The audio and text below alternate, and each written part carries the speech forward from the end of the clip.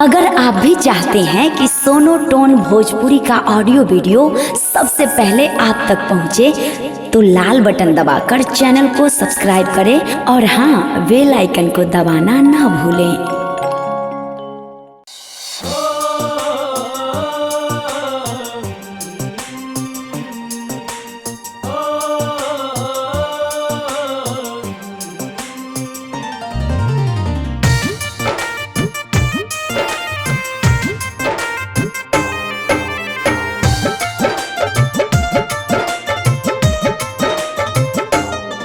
हम जान ले तो के जान अपना जान से ज्यादा हो, कबहू न बदली हो तू अपना इरादा हो। हम जान ले तो के जान अपना जान से ज्यादा हो, कबहू न बदली हो तू अपना इरादा हो। आई कवनो भी मोर मत दिह हाथ छोड़ न तरीत के नीत बिगड़ जाई,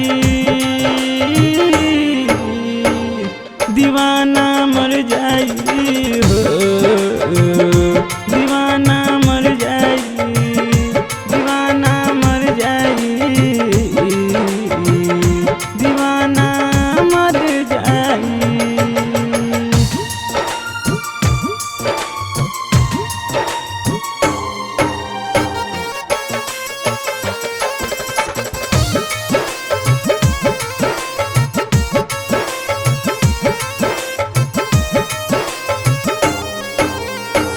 छोड़ के जे तू जैबू हमके न रहे, दिलवा के बात अपन केकरा से कहे।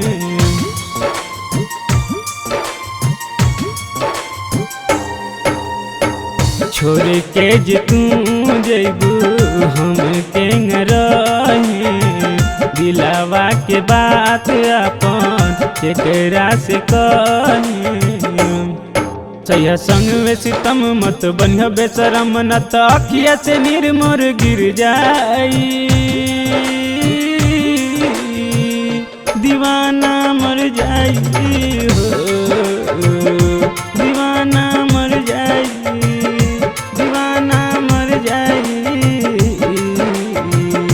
दीवाना मर जाई।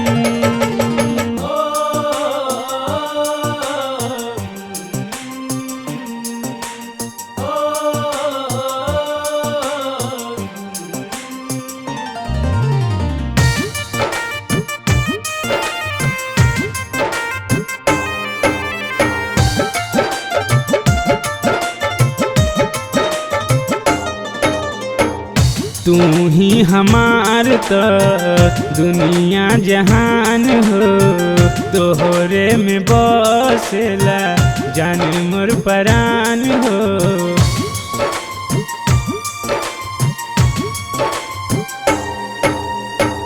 तू ही हमार तो दुनिया जहान हो, तोहरे में बसेला जान मोर परान हो। बाटे तोहरे से आस मत तू विश्वास, न त राजेश नागेंद्र कुछ कर जाई,